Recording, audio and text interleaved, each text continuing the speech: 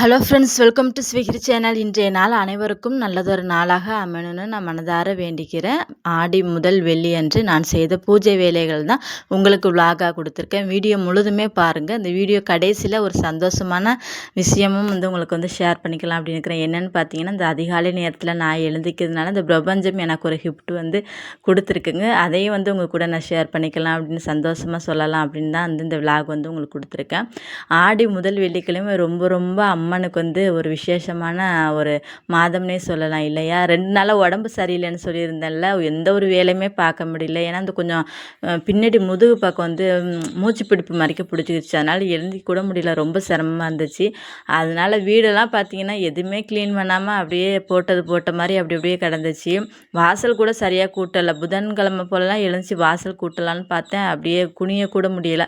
அதன் பிறகு ஓரளவுக்கு 2 நாள் சரியாக நமக்கு வேலை பார்க்காம உடம்பு நல்லாவே இல்லை.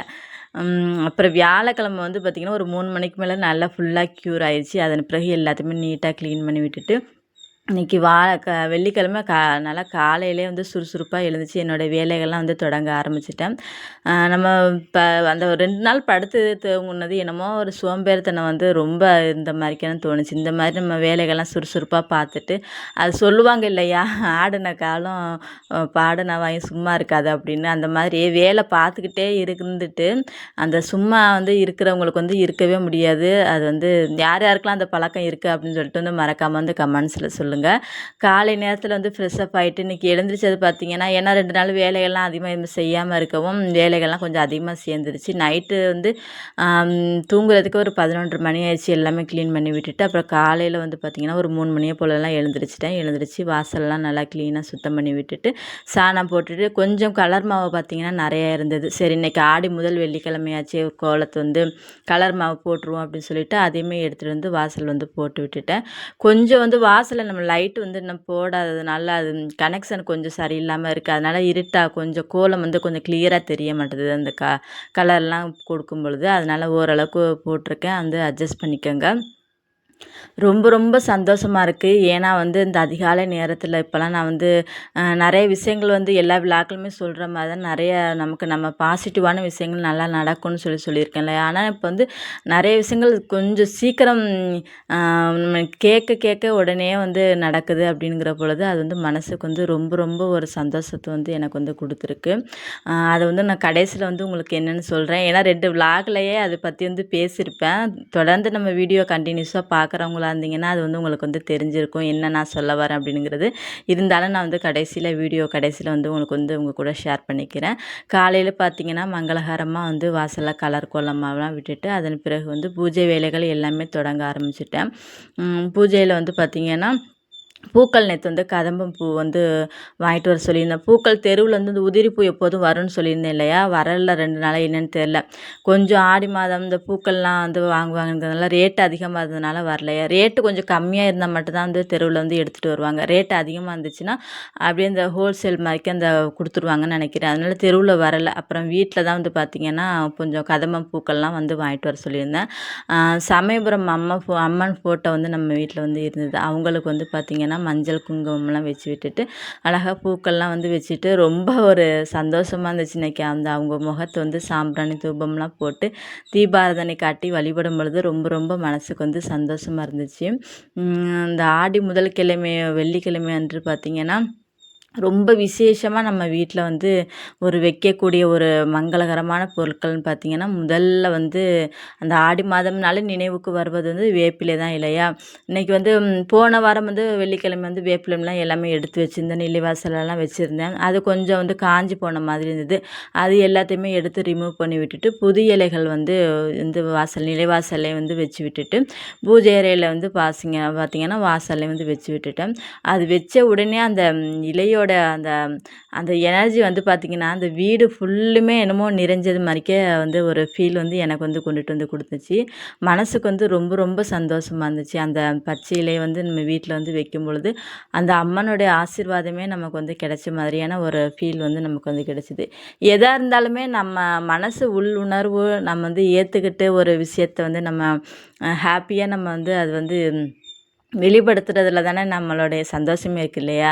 நம்ம அதெல்லாம் நல்லா இருக்கும், வச்சோம்னா நல்லா சந்தோஷத்த குடுக்கும் அப்படின்னு நெனச்சு வச்சோம்னா, அது வந்து நமக்கு வந்து ஒரு அதன் மூலியமா நம்ம நெனைக்க நெனைக்க நல்ல பாசிட்டிவான எண்ணங்கள் தான் நமக்கு வந்து கிடைக்கும். நம்ம பிடிக்காத ஒரு விஷயத்த கொண்டு போய் வச்சுட்டு, அதை பார்க்கும் பொழுது நமக்கு வந்து வேற விதமான தோணும். மனசு வந்து பிடிக்காதத ஒரு செய்யும் பொழுது, அது வேற விதமான ஒரு எண்ணத்த கொண்டுட்டு வரும்.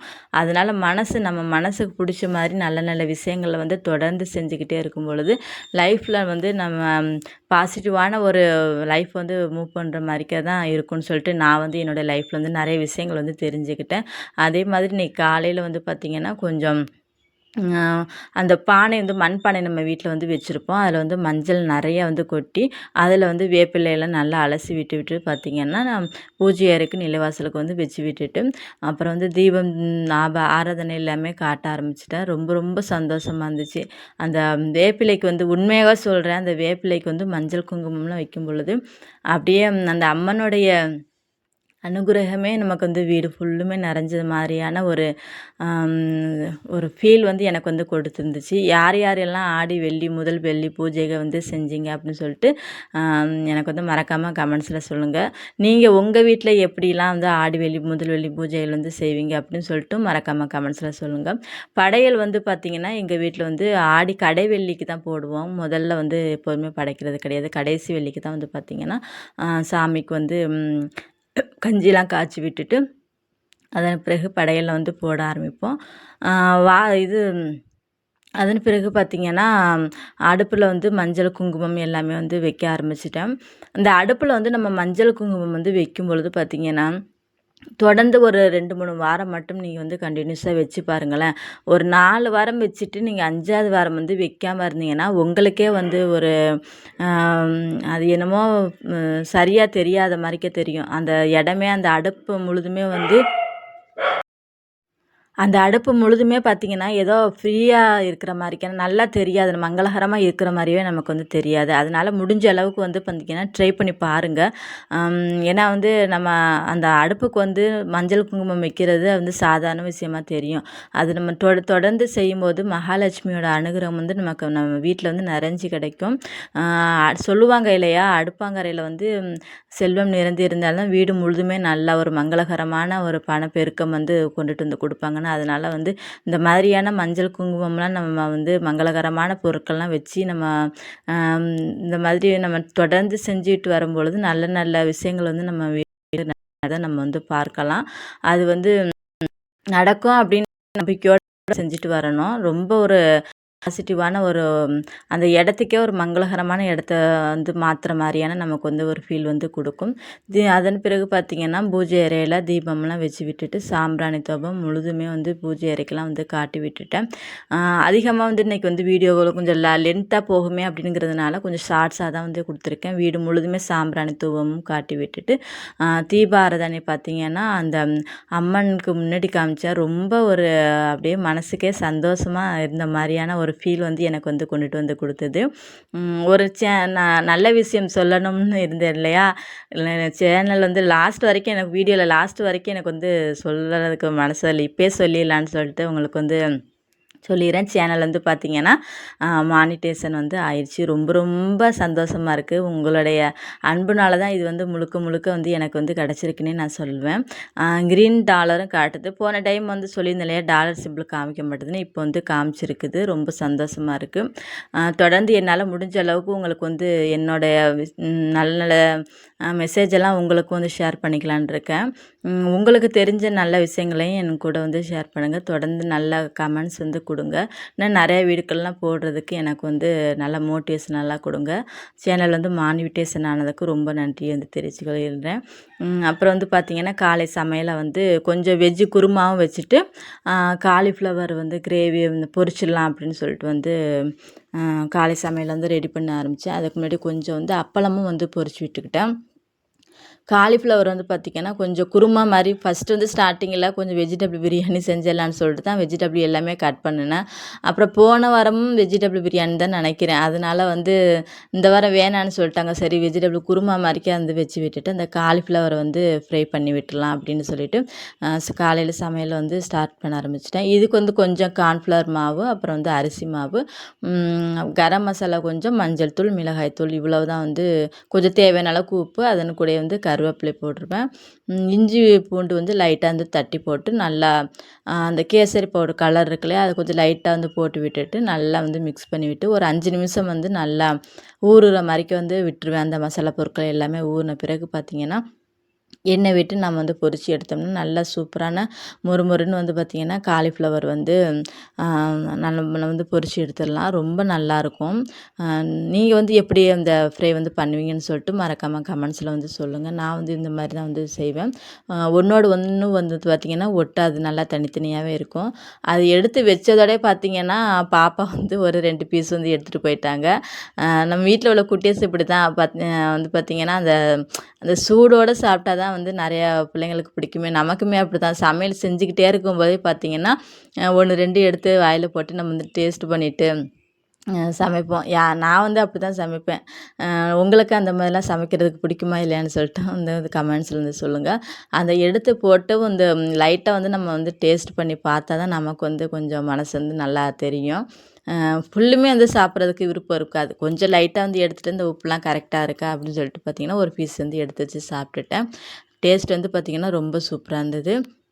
அதன் பிறகு பார்த்திங்கன்னா வெஜிடபிள் குருமா வந்து செய்ய ஆரம்பிச்சிட்டேன். இந்த ரெசிபி ஏற்கனவே கொடுத்ததுனால வந்து பார்த்திங்கன்னா சும்மா ஷார்ட்ஸாக தான் வந்து லைட்டாக தான் வந்து எடுத்திருந்தேன் வீடியோ வந்து. கொஞ்சம் வந்து எண்ணெய் விட்டு வெங்காயம், தக்காளி, காய்கறிகள் எல்லாமே போட்டுவிட்டு அப்புறம் மிளகாய் தூள், மஞ்சள் தூள், கரம் மசாலா தூள், மல்லித்தூள், ஜீரகம் தூள், நம்ம வீட்டில் அரைச்ச ஜீரகத்தூள், இது எல்லா மசாலாக்கள்லாம் போட்டு நல்லா கிண்டி விட்டுட்டு தேங்காய் பால் வந்து பார்த்திங்கன்னா ஒரு அரை மூடி அளவுக்கு வந்து எடுத்து நல்லா பால் பிழிஞ்சு விட்டுட்டு அதையும் நல்லா வந்து அந்த மசாலா பொருட்கள் காய்கறிகளோடு எல்லாமே நல்லா சேர்த்து விட்டுட்டேன். கடைசியில் பார்த்திங்கன்னா கொஞ்சம் கருவேப்பிலை வந்து போட்டு நம்ம வந்து நல்லா ஒரு கொதி வந்ததோட வந்து குக்கர் வந்து விசில் போட்டு விட்டுடலாம். விசில் வந்து பார்த்திங்கன்னா ஒரு 2 விசில் வந்து போட்டிருக்கேன். ஏன்னா காய்கறிகள் வந்து நல்லா எண்ணெயிலே வந்து வெந்துடும். ரொம்ப வந்து விசில் போட்டோம்னா நல்லா குழஞ்சி போயிடும். அதனால் வந்து ஓரளவுக்கு வந்து 2 விசில் தான் போட்டுவேன். அதுவே கரெக்டாக வந்து காய்கறிகள்லாம் வெந்து இந்த பட்டாணிக்கள்லாம் நல்லா சூப்பராக வந்து வெந்துருச்சு. அதன் பிறகு வந்து பார்த்திங்கன்னா பாப்பாவுக்கும் வந்துமே ஸ்கூலுக்கு வந்து ரெடி பண்ணி விட்டுட்டேன் காலையில். நம்ம வந்து ஸ்கூலுக்கு ரெடி பண்ணுறது பார்த்திங்கன்னா இருக்கிறதுலே பெரிய வேலைன்னு பார்த்திங்கன்னா இந்த காலை நேரத்தில் ஸ்கூலுக்கு வந்து அவங்கள ரெடி பண்ணுறது தான். உண்மையா இல்லையானுங்கிறத வந்து கமெண்ட்ஸில் சொல்லுங்கள். நம்ம ரெடி ஆகிறது கூட கொஞ்சம் ஒரு 10 நிமிஷம் 20 நிமிஷத்தில் ரெடி ஆகிடலாம் போல். அவங்களுக்கு லஞ்ச் பேக் பண்ணி அப்புறம் அவங்கள குளிக்க ஊற்றுறது பார்த்திங்கன்னா இருக்கிறதுலே ரொம்ப ஒரு கஷ்டமான எனக்கு வேலைன்னா அந்த குளிக்க ஊற்றுற வேலை தான். 2 குட்டீஸையுமே குளிக்க ஊற்றி நான் வந்து அவங்களுக்கு சாப்பாடு ஊட்டி விட்டு ஸ்கூலுக்கு அனுப்புறதுக்குள்ளே என்னை வந்து ஒரு வழி ஆக்கிடுவாங்க. அப்புறம் பாப்பாவுக்கு வந்து சாதம் வந்து எடுத்து விட்டுட்டு கொஞ்சம் குருமா குழம்பு, அதன் பிறகு காலிஃப்ளவர், கொஞ்சம் அப்பளம் வந்து பொரிச்சிருந்தேன் இல்லையா, அதையுமே அவங்களுக்கு வந்து சாப்பாடு வந்து வச்சு விட்டுட்டேன். இவ்வளவு கஷ்டப்பட்டு நான் வந்து சமைச்சி கொடுத்தோம்னா சாயந்தரம் வந்து பாக்ஸ் வந்து ஓப்பன் பண்ணி பார்க்குறேன், அப்படியே சாப்பாடு இருக்குது. ஏன்னா வந்து ஓப்பன் பண்ணியிருப்பாங்க போல், லைட்டாக வந்து அந்த ட்ரெஸ் மேலே பட்டுருச்சா அந்த குழம்பு குருமா, அதனால வந்து அப்படியே அந்த காலிஃப்ளவர் பக்கோடாவை மட்டும் அந்த சாப்பிட்டுட்டு அப்படியே சாதத்தை வந்து கொஞ்சம் லைட்டாக மேலாப்பில் எடுத்துகிட்டு சாப்பாடை எடுத்துகிட்டு வந்துட்டாங்க. அப்போ என்ன நம்ம சொல்கிறது, இந்த மாதிரி குட்டீஸ் உங்கள் வீட்லேயும் ஏதாவது செய்வாங்களான்னு சொல்லிட்டு மறக்காமல் கமெண்ட்ஸில் சொல்லுங்கள். அது ஓப்பன் பண்ணும்போது லைட்டாக வந்து மேலே ட்ரெஸ்ஸில் வந்து பட்டுருச்சான், அதனால அவங்க வந்து சாப்பிட்லையாம். அப்புறம் வந்து சீதாளம்மன் கோயிலுக்கு வந்து போயிட்டு வந்துட்டேன். ரொம்ப சந்தோஷமாக இருந்துச்சு. எனக்கு வேண்டுதல்கள் முழுசுமே நடத்தி கொடுக்குறாங்க. இன்றைக்கி விலாக் அவ்வளோதான் ஃப்ரெண்ட்ஸ். வீடியோ பிடிச்சிருந்துச்சின்னா சேனலை மறக்காமல் சப்ஸ்கிரைப் பண்ணிக்கோங்க. என்னுடைய வீடியோ பார்த்த அனைவருக்குமே என்னுடைய நன்றியை தெரிவித்துக் கொள்கின்றேன். நன்றி, வணக்கம்.